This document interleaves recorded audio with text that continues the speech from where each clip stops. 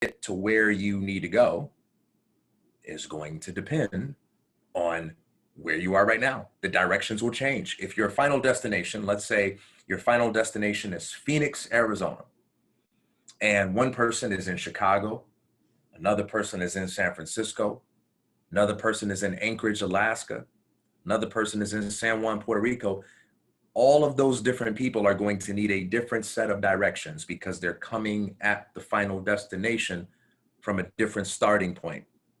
Good metaphor for life. We all have different starting points in life, not only economically or physically, but psychologically as well. We come at life from different feeling spaces, and those feeling spaces can vary from day to day. Some of us feel happy when others feel sad. Some of us feel jealous when others feel super excited. Some of us feel really nervous and afraid, while others are joyfully anticipating what's about to come next. And we all come from different places. And one of the most important things you can do in life is develop the skill to step back, to breathe, to process, and not judge your feelings, not push your feelings away, not treat those feelings as if they are the enemy, but to be present and to ask yourself, what are my feelings teaching me? What's right about this feeling? Because the feeling isn't evil or good. The feeling is just a feeling. What you do with that feeling, you can respond to it and express it in ways that are healthy or unhealthy, good or bad. But the feeling itself is just your inner barometer. It's telling you something about where your attention is focused. It's telling you something about how you're processing your thoughts. It's telling you something about the assumptions that you're making, the expectations that you have. To learn how to be present with your feelings, to be non-reactive, to be non-judgmental, but to just tune in and be present. That doesn't mean you got to be all super sappy, super sensitive, but to just be present. That's where composure comes from. That's where character comes from. We're going to talk about character. So that's why I do that exercise, if you're wondering. So thank you for playing the game. Thank you for sharing your feelings with me and being honest and being transparent. I really do appreciate it. Tonight, I'm going to begin by just calling out the elephant in the room. This entire country is zoomed in on politics right now, and the world awaits to see what leader has been elected. Don't worry, or don't get too excited, depending on where you come from on this topic. I'm not getting ready to talk about what leader has been elected. I'm getting ready to talk about a different kind of leadership. I'm getting ready to talk about the leader that is self-selected, the leader that is self-selected from within. Today, I want to talk about the art of choosing yourself and the power that character plays in that role. And this will be the opening of our series, which will extend weekly for the rest of the month. So I want to begin by telling you a story. Comes from the Bible. How many of you have ever heard of that movie or that play, Joseph and the Technicolor Dreamcoat? Let me know in the comments. Y'all heard of that? Am I the only one who knows that story? Joseph and the Technicolor Dreamcoat.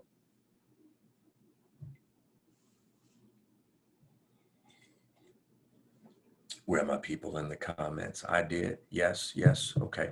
I'm a musical theater guy, so let me share with you this story because there's something I want to share with you about it. So Joseph was a young boy who had really big ambitions. He had really big dreams.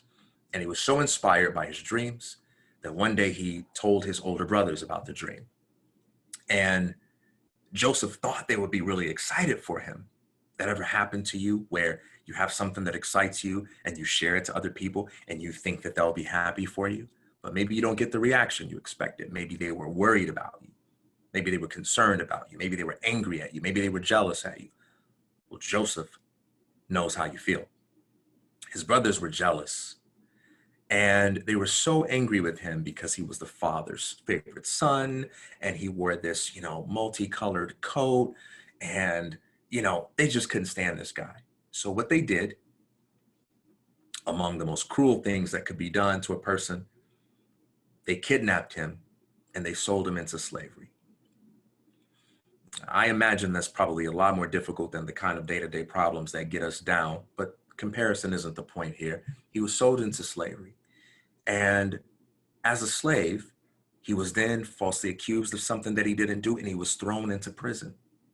This guy's already got a bad life. Started out with big dreams, gets tossed into slavery, and then from there gets tossed into prison for something that he didn't do. And he's in prison in the depths of that darkness and the depths of that loneliness. I mean, if we just push the pause button on this story right here, this is a guy that has every reason to be depressed, every reason to be discouraged, every reason to give up on life, every reason to say, there is no meaning. And in the depths of that prison, there is a guy there in jail who has this dream, and this dream disturbs him. And when Joseph hears him talking about the dream, Joseph says, you know, I have a gift. I know how to interpret dreams. Tell me your dream and I will give you the meaning. And the guy tells Joseph his dream. Joseph gives him the meaning.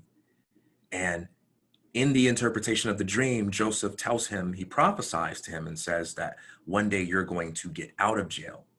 When you do, please remember me. And he says, I will. Joseph's words come true, and this man gets out of jail. He forgets about Joseph, but then sometime later, the Pharaoh of Egypt has a dream that disturbs him. And he summons all of his wise men to come tell him the meaning of his dream, and no one can get it right. No one can tell him an explanation that is satisfying.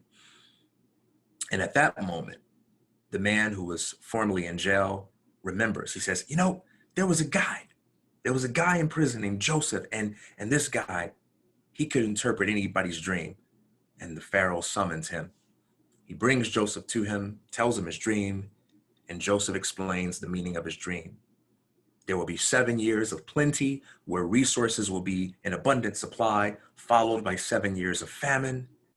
And the Pharaoh listens to all of this and he says, well, since you were wise enough to make sense of my dream, then surely you are the right person to be in charge of the distribution of economic resources throughout the land. You will be in power second to none other than me. And Joseph is now in a position of royalty, dream fulfilled. He went from the prison to the palace, just like that. This isn't a story, however, about the power of a dream, because that's what everybody focuses on when they talk about success, when they talk about leadership, when they talk about entrepreneurship. Dream big and follow your dreams. But this is a story about the power of service, the power of generosity, which is the essence of true leadership. Joseph was in prison, and in that darkness, he had every reason to say, I'm not going to help anybody. Life has been terrible to me. My own brothers have sold me out and told a lie on me. Then I got tossed into prison for something I didn't do. I'm not helping anybody. Life owes me something. Life is bad. My circumstances are bad. My conditions are terrible. I've got no reason to be hopeful. And from that space, he heard another person's cry. He heard another person's sorrow. And from a place of empathy and compassion, he said, how can I serve you? How can I help you? He was willing to be good to someone else, even though life in that moment was not being good to him. I tell you, the true hallmark of leadership, it's not power. It's not titles. It's not popularity. It's not fame. It's not all of these trinkets that the world chases over and argues over and debates over. True leadership is about character. It's about recognizing that nothing matters more than a human being and committing yourself to doing right by other people at all times, in all places, in season, out of season, good day, bad day. One of the greatest salespeople to have ever lived is the late Zig Ziglar. And one of the things that Zig Ziglar said, a very profound observation, he says that the best way to help other people get what they want, the best way to get what you want. He says the best way to get what you want is to help other people get what they want. What Zig Ziglar was talking about was a life of service, a life of generosity, a life of character and integrity. If you're interested in leadership, This is the kind of leader that people will trust. This is the kind of leader that people will respect. And more importantly than those things, this is the kind of leader that people will allow themselves to be positively influenced by. This is the kind of leader that will have an impact. And if you live in this way, you will be rich with meaning. When I talk with young people around the world and I give career advice, life advice, people are often very concerned about making the right decision. What's the right decision? Should I major in this or should I major in that? Should I take that job or this job? Should I date this person or not date at all or date another person? And usually when we think about right and wrong, we tend to think about it in mathematical terms. Like, I want to make sure I get the correct answer so that, I don't get anything incorrect. Nobody laughs at me. I'm not embarrassed. I don't have any errors. I don't make any mistakes. But there's another way of thinking about right and wrong that's very important to leaders, that's beyond mathematical incorrectness and correctness, and that's moral right and wrong. What are we doing for people? What are we doing to make other people feel seen and heard? TK, look, man, I'm a high success seeking young person. I don't care anything about this fluffy, mushy, nostalgic, sentimental talk about being nice to people, making other people feel seen and heard. I want to be successful, man. Great companies, great institutions, great leaders are people that think about something bigger than money. The reason they're able to build something that is able to last beyond their lifetimes is because they are thinking about something deeper than how can I get the dollars out of your pocket into my pocket. You can do that with lies. You can do that with cheating. You can do that with a whole bunch of scams. But the only way to build something that is truly sustainable and that is truly impactful, to not be a fly-by-night kind of leader, is to be the kind of person who looks out in the world and says, man, what are the problems people have? What are people struggling with? What are they depressed by? What are they afraid of? And how can I select myself as a person who can choose to live and think and speak and carry myself in a way that can make a difference, regardless of who's in office, y'all. Regardless of who's in office. And I don't know who's in office. Maybe the results decide it. I haven't been focused on that today. There is a television show called Crime Gone Viral, and it's on the Investigation Discovery Channel, and it's a show about criminals that were caught because some surprising presence of surveillance footage, right? And so there's this one episode where a med student is driving home and he observes one person committing a crime, attacking another person. And his conscience gets the best of him. He can't keep going. His conscience just grips him and he decides to stop. And he puts himself in harm's way in order to help this other person. And he actually gets hurt. The person who is committing the crime hurts him, but he does run. He leaves the person that he was attacking alone and he runs. And the ambulance comes and they take this med student to the hospital. He was in critical condition for some time, but he survived and he got better and he's healthy now. Let me tell you what this guy did. This guy said, I was deeply troubled by what this criminal was doing. Why did he feel the need to hurt another person in order to get something that he wanted? And why did he feel the need to attack me when I was simply bringing his attention to what was right? I feel so bad about this fact that I have to do something to make the world a better place. I've got to make sure that young boys who grow up in the inner city, in these neighborhoods, who are tempted to commit crime to make a living, I've got to make sure that these young boys understand something about their value and their potential, that these young boys come to trust the power of creativity more than the power of coercion, that these young boys realize that they don't have to hurt another human being, that they can get everything that they want by learning how to help another being. But it's got to start with education. It's got to start with mentorship. It's got to start with love. It's got to start with empathy before they get to the point where they feel like they need to rob someone. And this guy started a nonprofit that was devoted to pairing young people who grew up in the inner city before they become the age of that criminal, so that they can be coached by people that are successful, that are wealthy, more importantly, people that are high character. We look at a lot of success stories in terms of the company that was built and in terms of the money that was made. And maybe not every story is that dramatic, but everyone who has been able to build something successful, they were driven by a story. They were driven by conviction.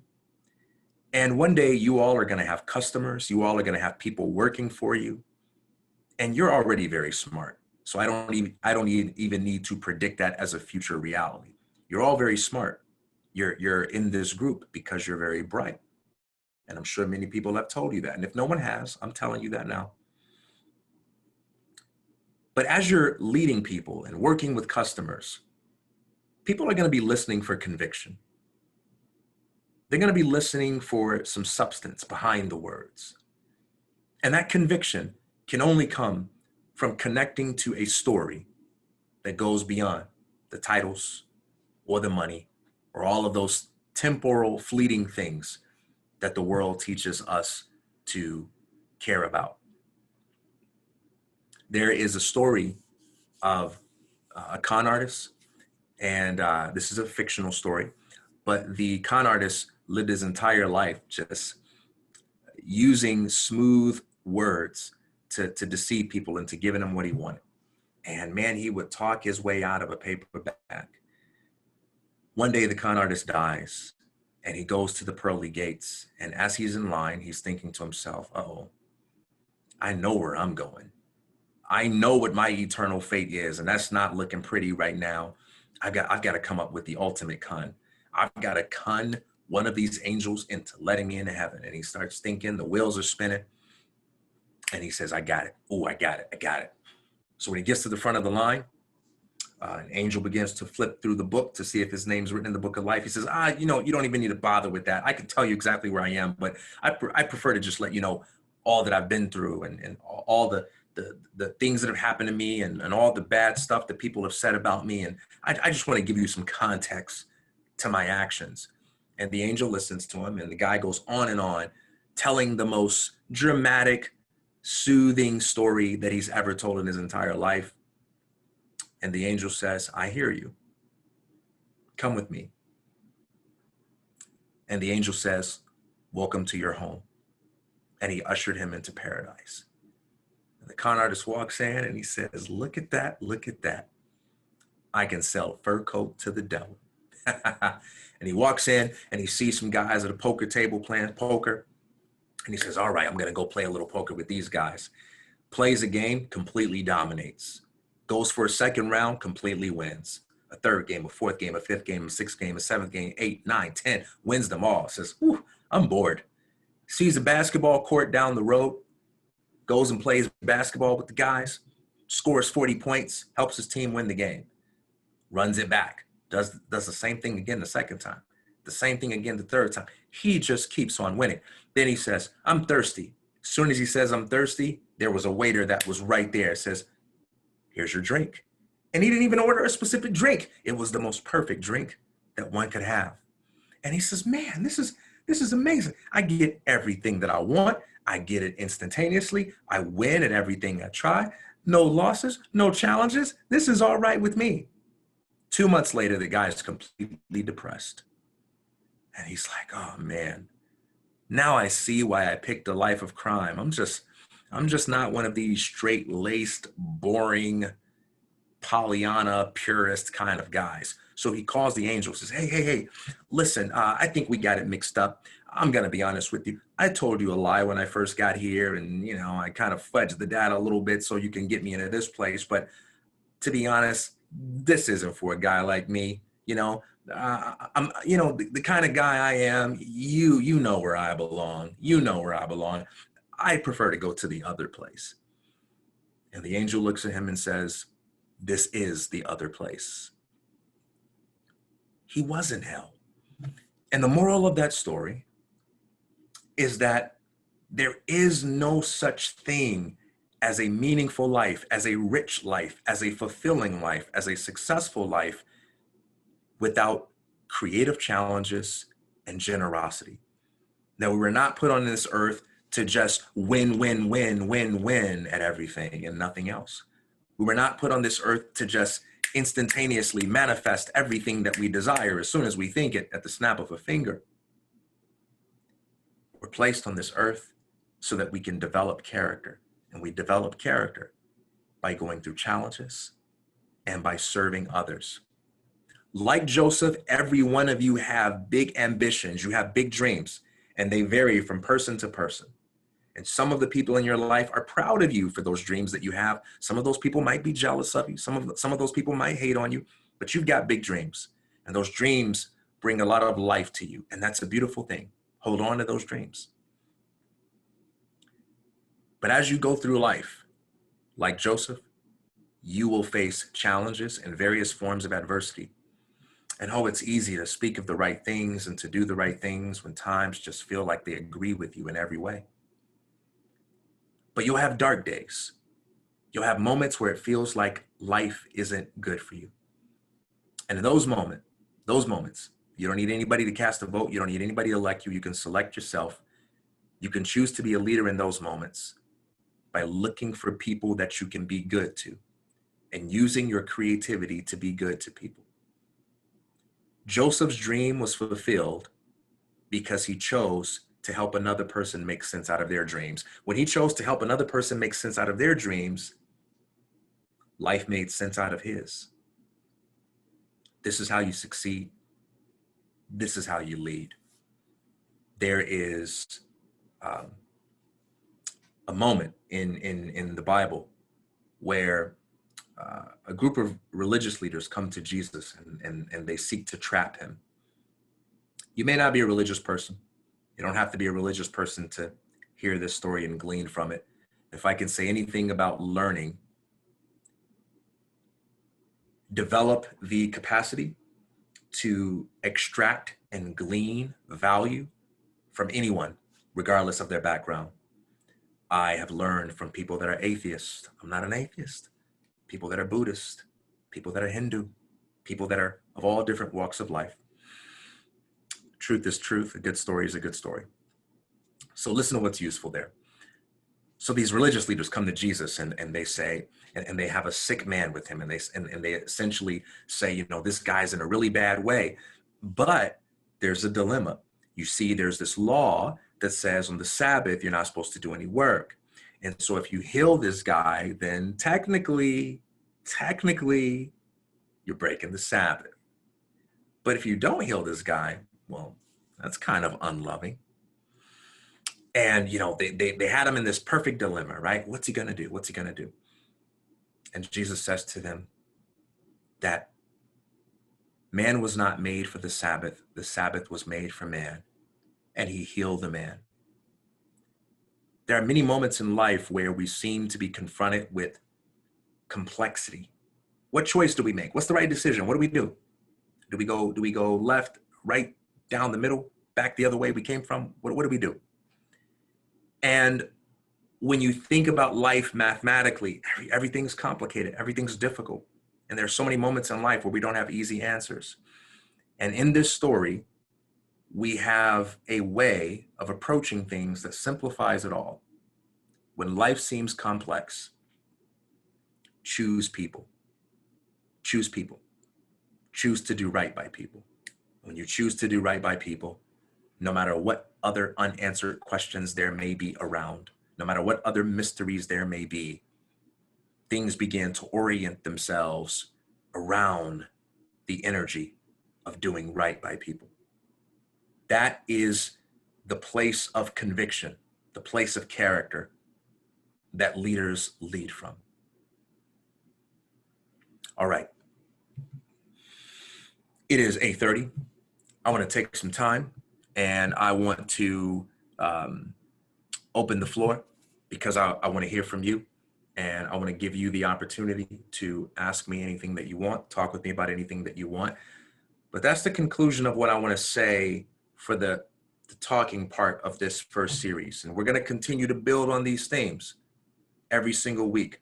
But today I wanted to talk with you about the importance of character and how that is superior to everything else. That's the starting point. And if you don't want anything to do with character or integrity and with service and with the generosity, you don't want anything to do with leadership. When you get on an airplane, one of the things they say, I just flew to LA a few days ago. I filmed an episode on the Minimalist podcast. We were talking about unity and a lot of the things that's going on right now. But when you get on the plane, there's a point where they say over the loudspeaker, they say, this flight is going to such and such a destination.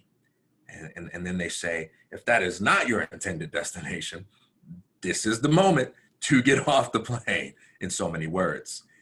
And what I want to say to you is, if you're interested in leadership at all, then the destination we're headed to is serving human beings, being generous, empathetic people, being forces of light and goodness in a dark world. And if you're not interested in going that direction, get off the plane. But I think y'all are ready for that. I think y'all are interested in that. I have a lot of respect for y'all. Okay, it's your time. It's your turn. Let's make use of this chat and let's dive in. Let's talk about what you want to discuss. What questions you got for me? What comments you got for me?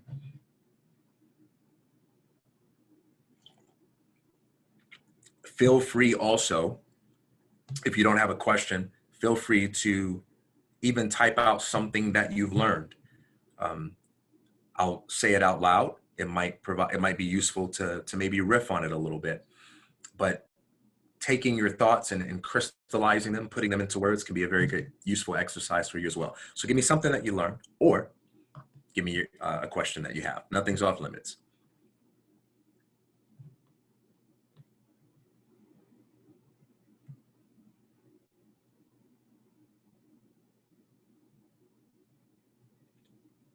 Okay. First, thank you for the webinar. I enjoyed it.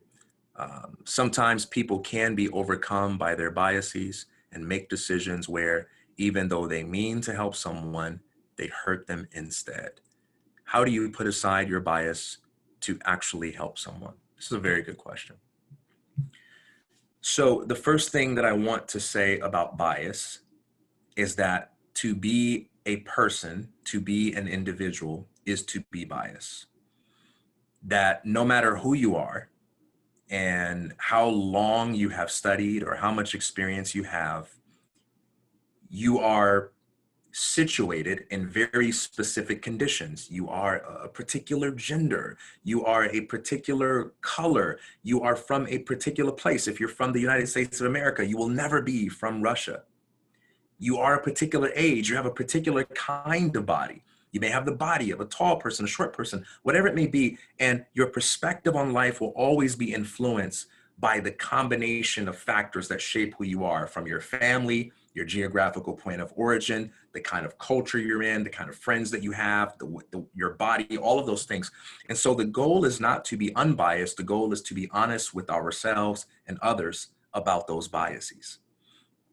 And so the way we find objectivity is not by pretending that we don't have biases or by aiming after the unattainable goal of not having any biases, but just being honest and being transparent and saying, okay, look, I'll tell you what I think, but I admit these are my biases, right? And because a bias is simply a tendency to see in a certain direction, and then to be open to the perspective of others and to listen to what others have to say, with the understanding that no matter how radical their opinion might seem, no matter how much it might differ from ours, there is at least one thing we can learn from it. One of my favorite thinkers, a Christian apologist by the name of Ravi Zacharias, said, if you can take another person's belief and just completely mock it and make it look completely stupid, chances are you don't understand that belief and you don't understand people and how they form their beliefs either. You want to develop your ability. Anytime you ever find yourself going, how can anybody think like that? Don't be proud of yourself for saying that. Never be proud of yourself for shrugging your shoulders, going, how can anybody think like that? How can anybody do you? Oh, you should seek out an answer for that. If you're going to be proud of yourself at all, be proud of yourself for doing the hard work to get to a place by saying, you know, that was really strange to me a few months ago. I couldn't understand for the life of me why anybody would think like that or do that, but I get it now. It's still different from what I would think or what I would do, but I get it. I understand. I understand the conditions and the factors that influence them. So that's my first thing about bias. Now let's go to the second part of your question about helping people. Anytime you make an effort to do the right thing or a good thing, you have to deal with the possibility of failure. That's a part of life. You have to deal with the possibility of failure. And you have to go into it knowing that you will fail sometime. Nobody bats 1,000. Nobody hits every shot, right? You're going to make some mistakes. You're going to fail. Life is a learning process. The important thing is to, number one, be honest with yourself about why you're doing something. Are you doing it for the ego? Are you doing it for the attention? Or are you actually doing it because you want to help somebody out? Be honest with yourself. And then when you're honest with yourself and you have something that you want to do because you believe it'll make a positive difference in another person's life, try it. Give it a go. And if you fail, try to understand why you failed so that you can become smarter and wiser and you can become more effective at that next time. But don't beat yourself up for the failing part and don't withhold good that you can do because of a fear that, you know, it won't work or someone will laugh at you. Remember, creativity isn't just an expression of what you know, it's also a process of discovery. The purpose of being creative isn't because you have all the answers and ideas inside of you and you just got to get it out. No, that's part of it. The purpose of creativity is you don't know, you don't have all the answers, and you're going to do something that you haven't done before because in the act of doing what you haven't done, you're going to learn something new. You're going to get some feedback from reality. Either something's not going to work or people are going to criticize you or someone's going to be like, hey, you know what? Next time I would try it this way. And then you get better. I'm telling you, find me anybody in life that's good at something, anybody that you're impressed by. Maybe somebody's really good at a sport. Maybe somebody's really good at making friends, really good at speaking in front of a crowd, really good at writing, really good at building things, whatever it may be. You show me somebody that's good at something, that's really impressive at something. I will show you someone that's made a lot of mistakes, but they stuck with it. They kept trying. They didn't beat themselves up, and they listened carefully to the feedback of those around them without getting defensive. Do your best to help people with what you know how. Don't overthink it and take the feedback if you get something wrong. But you might surprise yourself and find out that your efforts were a lot more helpful than your fears might have led you to believe. Let's see here, going back. Okay. What have you done or experienced personally that has helped you become a good leader? That's a very good question. So I'll give you two things. One, I have experienced good leadership. You know, I think there's something to the idea that you have to serve in order to know what it means to lead, that you have to follow at some point in order to know what it means to lead. And I co-founded my own business. I am a director at a nonprofit now, but the thing that I'm most proud of is that over the course of my life, I've worked a number of jobs where I didn't have an impressive title. I didn't have any position of leadership or influence, and I learned how to create value and do the right thing at levels where I would not get praised for or I would not get noticed for. To me, I'm far more proud of the fact that I worked at an assisted living facility for elderly people who had Alzheimer's and dementia for 5 years of my life. I'm proud of the fact that I worked as a dog sitter. I'm proud of the fact that I worked in a few different restaurants. And I've had experiences like customers being impatient with me, critical of me, mean to me, insensitive towards me. I know what it's like to be stressed out by having too many things to do, or to feel terrible about myself because I feel like I'm a nobody because I'm working a job where I don't really get paid a lot and nobody's going to be impressed by me.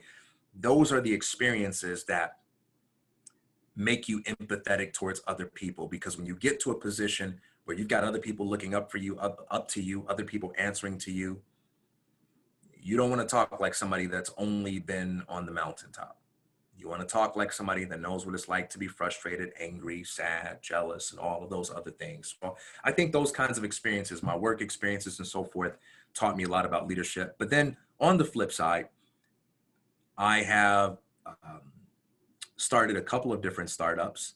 And when I co-founded Praxis, starting a business and venturing out into a realm where we weren't imitating what someone else had done. We were doing something for the first time, and there were no ready-made answers. We couldn't go to anybody and be like, hey, what can we do?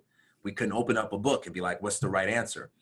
We had to learn that sometimes life is about coming up with your own hypothesis and testing it out and trying things, and knowing that getting it right is a process, not an overnight thing. And experiences like that teach you how to be comfortable with uncertainty. They teach you how to hold space for moments where you don't know what's going to come next, and how to anchor your sense of peace in something deeper than being able to predict what's going to happen in the next 5 minutes or the next 5 days. So those are a few experiences for me. I've always sought out good mentors, always, whether it's been people at my school or at my job or at my church. Whenever I meet people that are interesting to me or successful in some kind of way, I'm pretty unabashed about just going up to those people and asking them questions. And to this day, I've never had anybody be like, get away from me with all the questions. I've never had anybody be annoyed. I think people enjoy talking about themselves. I think if you ask people for money, they kind of act funny. But if you ask people for knowledge, they tend to get really excited. And so one thing I recommend that you do, this has been very valuable for me, is including your school teachers, including your parents. There are people all around you who know all sorts of things that you don't know. And it's so easy to take them for granted. There are questions that I have just begun asking my mom and dad. I can't believe I didn't ask these questions when I was a teenager, but you live with them, you take them for granted, whatever they say, that's what they get paid to say, because that's what mom and dad, that's what mother and father do, right? Ask questions, and ask questions not just for the sake of asking them, but focus on the things that you're struggling with.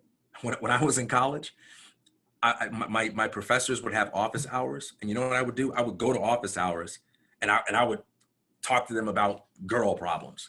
That was what was important to me at the time. But you know what?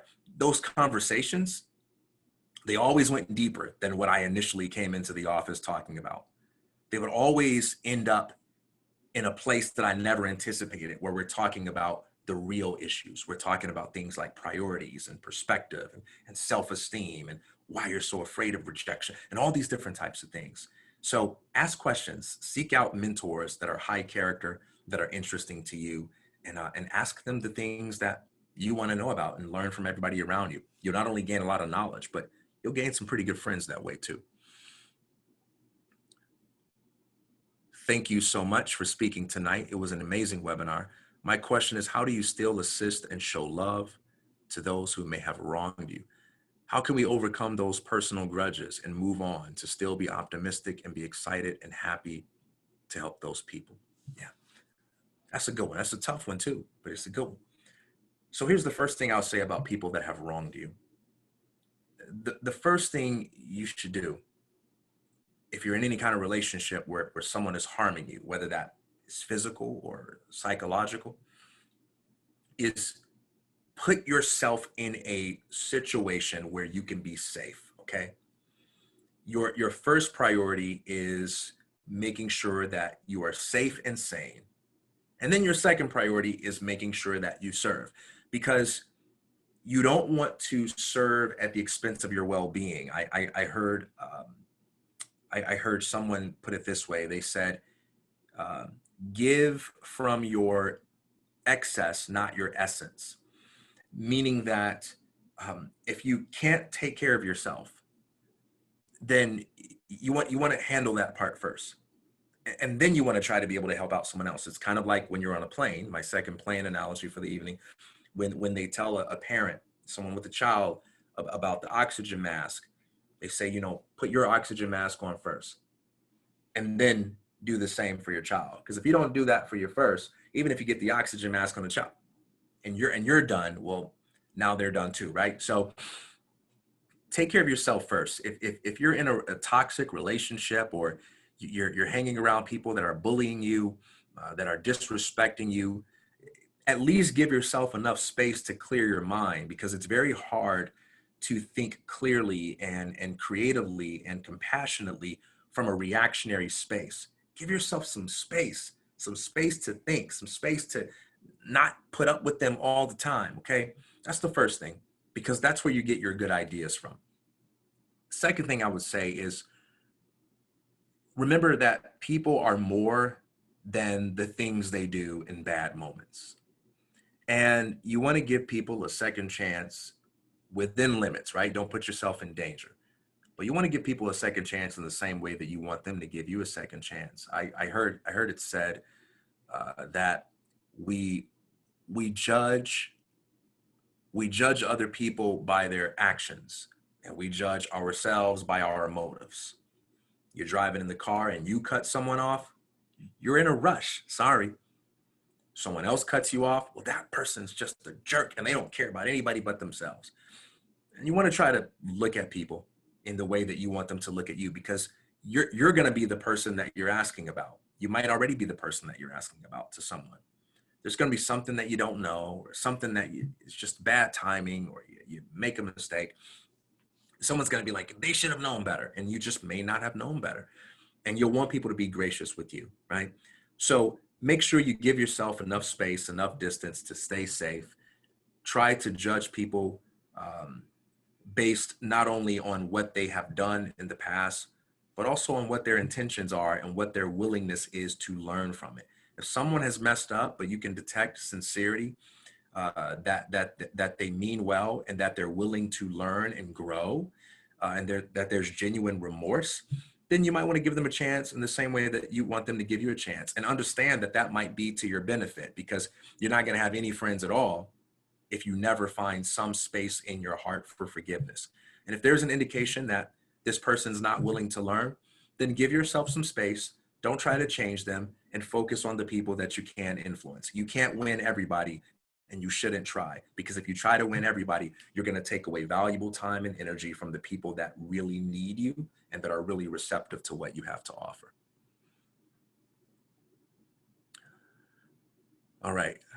How do you deal with your insecurities as a leader? I will give you an answer in the form of a title from a book that I read many years ago that was very helpful to me, and that is Feel the Fear and Do It Anyway. First thing you learn about the insecurity is that to be self-aware is one of the beautiful aspects that make us human. Are they listening to what I'm saying right now? Do they like it? I can't see you guys. Are you asleep? Are you awake? Are you laughing at me? Do you like this? To be human is to be someone that is aware of that full range of possibilities. And you never outgrow that awareness, but you can grow into that awareness. You can grow into that awareness by respecting your feelings as allies rather than enemies. And you can look at every feeling that you have, not every reaction that you have, but every feeling that you have, as a legitimate indicator of where you are right now. And if you could just witness your feelings, as I talked about in the beginning, from a state of non-judgmental compassion, you can learn a lot from those feelings and you can grow from them. But you're going to have self-consciousness, you're going to have insecurity. The important thing is to not use those insecurities as a basis for not trying. You don't want to get your answers from insecurity. My insecurity may tell me, man, don't even show up and give this talk, man. Nobody's going to like this. Nobody's going to be influenced by it. They're going to be completely bored. They won't even be able to relate to you. Okay, that's fine to have that insecurity, but you know what? I'm going to get my answer from actual experience. I'm going to show up and I'm going to do it anyway, and I'm going to let my experience give me the answer. When you stay committed to that, you can keep learning, and your insecurities can exist side by side with that desire to be self-honest and with that desire to grow. Um, Another thing that I think would be helpful if you're struggling with insecurity is to um, make two lists. And in that first list, think about whatever it is that you are insecure about and make a list of five things five ways that that insecurity might be able to benefit you. So sticking with the example I use, like, hey, maybe people won't like my talk, right? Okay, I can make a list of five ways that insecurity could benefit me. So number one, um, um, this can improve my ability to empathize with my audience by focusing on what they want to hear and what they find interesting and not just on what I want to talk about. That's actually good for me to know. Okay, that's one way in which that insecurity can serve me. Okay, that's a good thing. Number two, and I go down the list, right? Number two, this insecurity can inspire me to pay attention to important details, to make sure that my presentation is the best that it can be, that it's organized or whatever it may be, right? So make a list of things that your insecurity can teach you or ways in which they could benefit you. Then make a separate list of five things. And in that list, write five things that you genuinely respect about yourself. Sometimes we can get in our heads about the insecurities. Oh, I'm too short. Oh, I'm too tall. Oh, my nose is big. Oh, this and that. Oh, I have this problem. Oh, I'm not a good speaker. It's helpful to rehearse the positive things about yourself. And we don't really get encouraged to do this because it sounds arrogant, especially if you do it out loud and in front of people. So do it as a private exercise, just like if you keep a journal or something like that. I would encourage you to do something like that every day for 30 days. It's a really good practice to become intimately aware of how your insecurities can serve you and to have a habit for being able to identify qualities about yourself that you respect. It'll help you integrate that insecurity into a place of self-confidence.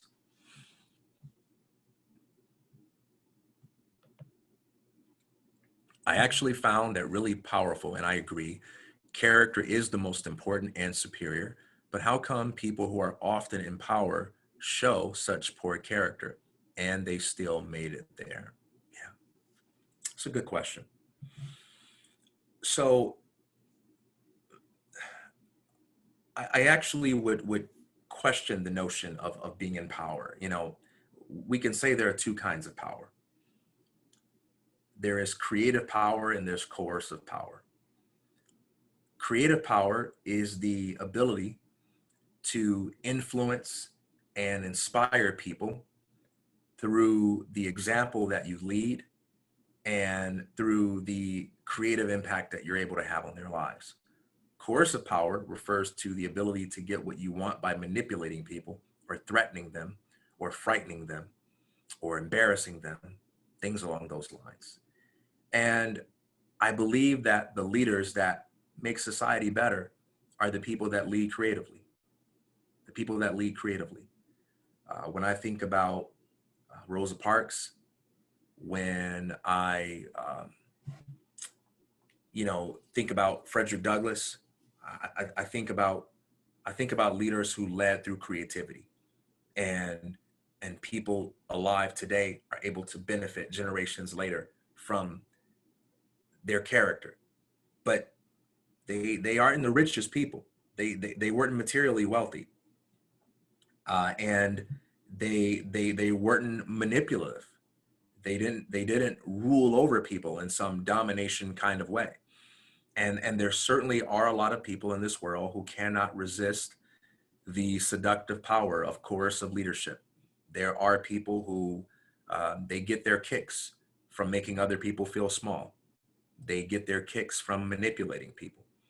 And we're never going to stop those people from existing, but what we can do is we can try to be the example of a better way and inspire other people to follow that way. But we don't live in a simple world. We don't live in a black and white world. We live in a very nuanced world, a very complicated world in many ways, and good and evil um, exist in the same world. Um, And in some ways, the answer to that question is the same as, why are there murderers in every generation? You know, when we talk about murder, why isn't this something that we can talk about as something that happened hundreds of years ago, but not today? You know, it still happens every day. And it's a terrible thing, because there will always be people who feel power by crushing others and harming others.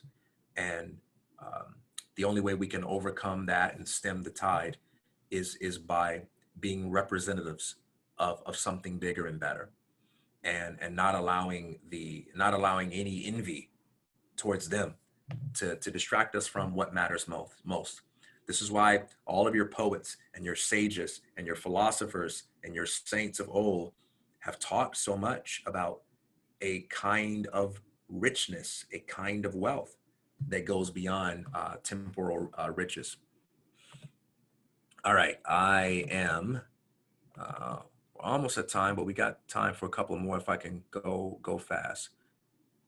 Do you regret any changes you made in your life to better your future? Absolutely not. But I will say this. I certainly have done things in the past that I thought would make my life amazing, and it turned out that I was wrong. There are things I did because I thought, oh, that'll make me a lot of money, and it didn't. There were things I did because I thought, oh, she'll really love me if I sing that song to her, and it didn't work. There are times where I've been like, oh yeah, this will really impress my boss, and it completely didn't work. So I have been incorrect many times. It take me like a 20-part series to go through all the stories and examples of times when I've been incorrect about something, that I was doing something that I thought it would make my life better, and it just didn't work. But in each of those instances, I grew.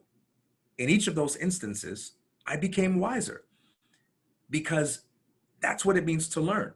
My favorite definition of learning comes from a book that's somewhere on this shelf, one of these shelves, called Language and the Pursuit of Happiness by Chalmers Brothers. And he says, learning is the process of doing what you don't know how to do while you don't know how to do it. That means you don't wait until you're perfect and then you do it. You do it while you're still awkward, and you get better that way. So yes, I've made a lot of mistakes. I've had a lot of failures. I've gotten a lot of things wrong, but I don't regret it in the same way that I don't regret how I learned to ride a bike. How did I learn how to ride a bike? I got on that thing and I was confident and I thought it would work, and I fell. And I got up and I was like, oh, that's never happening again. And it happened again. And I got up like, ooh, okay, we got to be really careful this time. And it happened like 5 more times. And after that, I know how to ride a bike. Do I regret that? No, I know how to ride a bike. I'm going to ride the bike tonight, actually. But I was incorrect about certain assumptions, but that's how you learn. That's how you learn. All right, let's see here. I'm going to pick one last one. When you're first starting out in your career, how can you best evaluate the decisions you're making along the way? That is, if you're given multiple options, how would you weigh them so that you can be sure you're making the best possible choice? Okay. When you are early in your career, you want to optimize for learning. You want to try to pick experiences that give you the best opportunity to grow in new ways, to develop new skills, and to meet new people. Because a diverse range of experiences is what's most important to you when you're young. The worst thing that you can do at an early age is to approach opportunities as if they are marriages. Marriage is a beautiful, amazing, wonderful thing. I am married, and it's a tragedy if you rush into it. You don't want to treat everything in life like a marriage, and the opportunities in front of you to work on different projects, to work on jobs, you don't want to treat that like, okay, what's the thing that I'm going to pick for the rest of my life? You're like, what, 16, 17, 18, 19? You have no clue what you want to do for the rest of your life. I think I said this before in last month's session, that when I was 20, there was a guy who I was talking to. He was like 40 at that time. And he said to me, if I had you write down your concept of the good life on a sheet of paper, and then I showed it to you, 10 years later, you'd laugh. And he was absolutely right. Absolutely right. When I say you don't know what you want for the rest of your life, I'm not saying that because I think you're stupid or you haven't thought things through. I'm saying that because I know something about what's going to happen to you over the next 10 years. It's called the future. There are people in your future that you haven't met yet. Those people are going to inspire you and influence you in all kinds of ways you can't imagine. There are experiences in your future that are going to transform you. They're going to make you funnier in some ways. They're going to make you more empathetic in some ways. They're going to make you more assertive in other ways. And those experiences are going to transform you. So don't try to predict who you're going to be at 40 or 30 and then try to make the right decision based on what you think you're going to want when you're 30. Know that at every stage of life, you are going to want options. You're going to want personal freedom. You're going to want autonomy. And the best way to put yourself in a position to have that is to optimize for learning. So don't panic when you have 2 to 3 options that look good. Don't look at one of those decisions as like, oh, God's gonna be mad at me if I pick that one. Don't look at it like that. Look at it like a game. You've got 3 options. You're gonna be fine either way. You're gonna be fine no matter what you pick. But what seems most interesting to you? What are some things that you're curious about that you want to learn? Which opportunity gives you an opportunity to learn something that you haven't done before? Maybe meet some new people, because you need to grow. And growth is not just a horizontal thing where, I grow up in age, or I grow up in height, or I grow up in status. Growth is also a horizontal thing. I grow in terms of the breadth of my experiences, the width of my experiences. I'm an entrepreneur today. I'm an educator today, but oh my gosh, I'm so glad that I have worked all kinds of odd jobs with different types of people, many of whom are not in my line of work today, but that breadth and depth of experiences has made me a broader human being. One of my professors in college said to me, the key to being a good creator, a good entrepreneur, a good artist is to be a better human being. Seek out experiences that make you a better human being. Full circle, full circle. It's all about character. Look for character building opportunities. Look for opportunities to work with people that have good character. Look for opportunities to do things that might be good for you, but you might be afraid of. Give you a chance to overcome those fears, things along those lines. I would approach thinking about opportunities in that way. My gosh, I wish I could take another hour and just keep going over these questions, but thankfully we're going to be together 3 more times. So save these questions, and I'm looking forward to meeting with you again next week and building on the theme. I want to continue in this way. I want to talk for about 30, but then I want to leave the last half to cover questions. So we will get more time to dive into it. Thank you so much for making your time available. It really is a privilege. You all give me a lot of hope. And I don't know about anybody else, but I feel a tremendous amount of hope in my world, because when you turn the TV off and you log off the internet, and you connect at a local level, you realize that everywhere there are always people that are willing to learn. There are always people that are ready to love, and there are always people that are learning to lead, and that gives me hope. And I see you all as being in that category. So it's a privilege to work with you, and I look forward to seeing you next week. Have a great night.